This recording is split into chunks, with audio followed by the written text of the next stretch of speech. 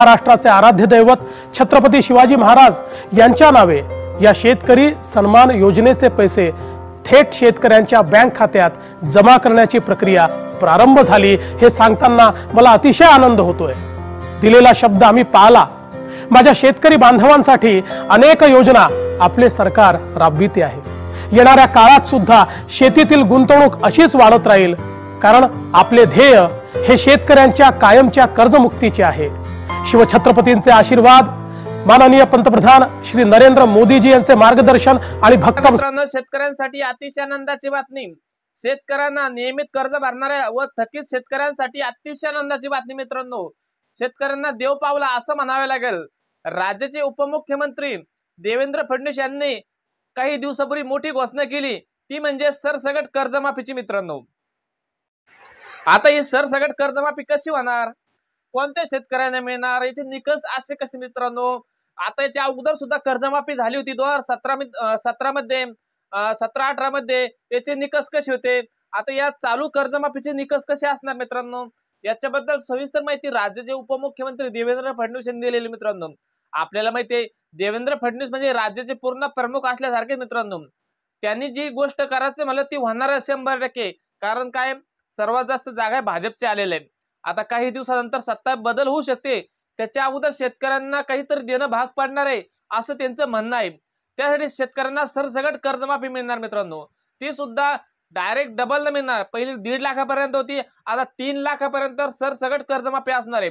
याच्यामध्ये निकष हे अतिशय कमी असणार आहे। निकष कोणते, शिक्षक असेल किंवा एखाद्या आमदार, खासदार, माजी नगरसेवक यांचं कर्जमाफ होणार नाही, पण माझे गरीब शेतकरी आहे यांचं सरसकट कर्जमाफ होणार आहे। चला तर आता बघूया समोर नेमके म्हटले काय। नव्याने कर्ज घेता येईल ही व्यवस्था, त्यांचं मी खरोखर अभिनंदन करतो। याचं कारण ही जी काही आपली व्यवस्था आहे ती व्यवस्था त्यांच्यामुळे निश्चितपणे टिकलेली आहे। आणि म्हणूनच पहिल्यांदा आपण यावेळेस हा निर्णय केला की जे नियमित भरणारे आहेत त्यांनाही मदत केली। नियमित कर्ज भरणारे शेतकरी आहेत यांना जास्तीत जास्त योजनांच्या माध्यमातून कसा लाभ देता येईल हा प्रयत्न मात्र राज्य सरकारच्या वतीनं निश्चितपणे केला जाईल। ते सरसकट ज्यावेळेस घोषित केलं होतं त्यावेळी त्या सरसकटचा अर्थ देखील समजावून सांगितला होता। आपण पहिल्यांदा असं म्हणत होतो की अल्पभूधारक शेतकऱ्यांना कर्जमाफी दिली पाहिजे, पण हे आमच्याही लक्षात आणून दिलं की अनेक शेतकरी हे अल्पभूधारक नाहीत, पण त्यांच्यावर कर्ज आहे आणि ते थकीत झालेले आहेत। त्यामुळे ही जी काही जमिनीच्या होल्डिंगची अट आहे ही रद्द केली पाहिजे। आपण जर बघितलं तर पंजाबमध्ये 5 एकरापर्यंत केलेली आहे, तेलंगणाने अल्पभूधारक केलेली आहे, कर्नाटकने केवळ जिल्हा बँकेतनं ज्यांना कर्ज मिळालं त्यांची केली आहे, आंध्र प्रदेशने 2 हेक्टरपर्यंतची केली आहे। महाराष्ट्र एकमेव राज्य असं आहे की ज्यांनी या सगळ्या अटी काढून टाकल्या आहेत आणि म्हणून ही सरसकट अशा प्रकारची कर्जमाफी आहे। आता जर कोणी असं म्हटलं की सरसकटचा अर्थ चालूही करा थकीतही करा, तर केवळ मी आकडा सांगतो की जवळजवळ 1,40,000 कोटी रुपयाचं कर्ज आपण वाटलं आहे आणि 1,40,000 कोटी रुपयाचं राज्य सरकारचं उत्पन्न देखील नाही आहे। जर ही कर्जमाफी करायची ठरवली तर आपण आपला जो प्लॅन आहे, प्लॅन एक्सपेंडिचर आपण ज्याला म्हणतो, हा 50,000 कोटीचा आहे आणि 1,35,000 कोटीची दुसरं असं आहे की जे अडचणीत आहेत त्यांना मदत केलीच पाहिजे, पण जे स्वतःच्या कर्तृत्वानं उभे आहेत त्यांनाही जर आपण अशा प्रकारची सवय लावली तर यानंतर पूर्ण बँका उद्ध्वस्त होतील, सोसायट्या उद्ध्वस्त होतील, कधीच कोणी कर्ज भरणार नाही।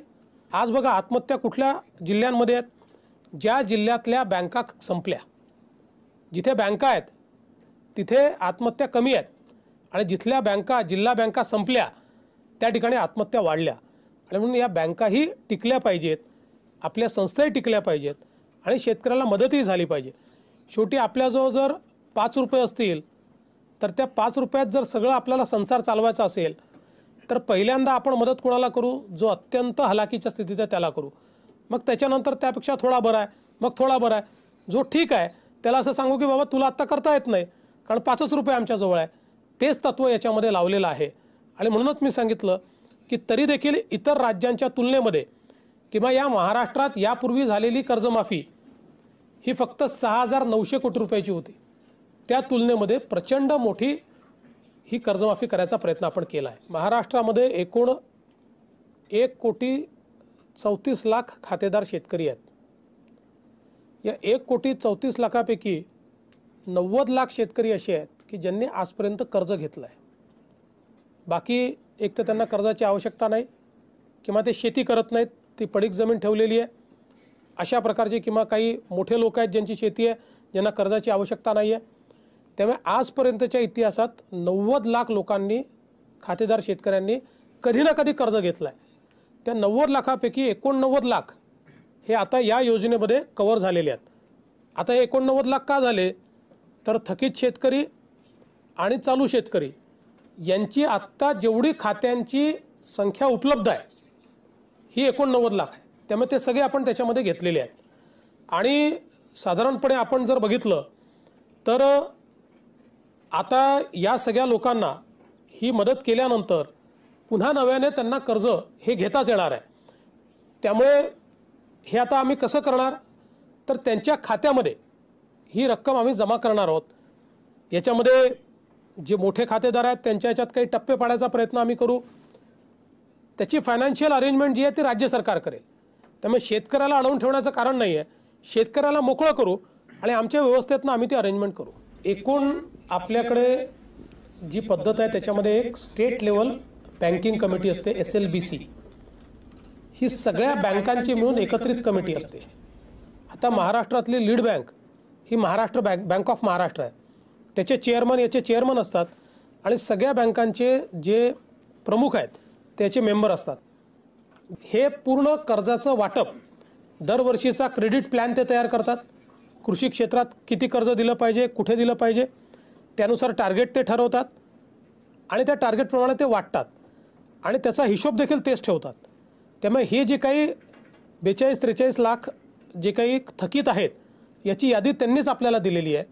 ही स्टेट लेवल बँकिंग कमिटीने यादी व्हॅलिडेट करून आपल्याला दिलेली आहे की एवढे लोक तुमच्याकडे थकीत आहेत, त्यातले 1.5 लाखाच्या आतले एवढे आहेत, 2 लाखाच्या आतले एवढे आहेत, 2 लाखाच्या वरचे एवढे आहेत, अशी सगळी यादी त्यांनी दिली आहे.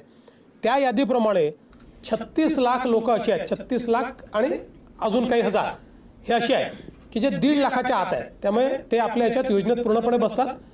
त्यामुळे हा जो 40 लाखाचा आकडा आला आहे हा काही मी आणलेला आकडा नाही आहे. हा आकडा स्टेट लेवल बँकिंग कमिटीने तयार केलेल्या कागदपत्रांच्या आधारावर ही योजना आपण तयार केली.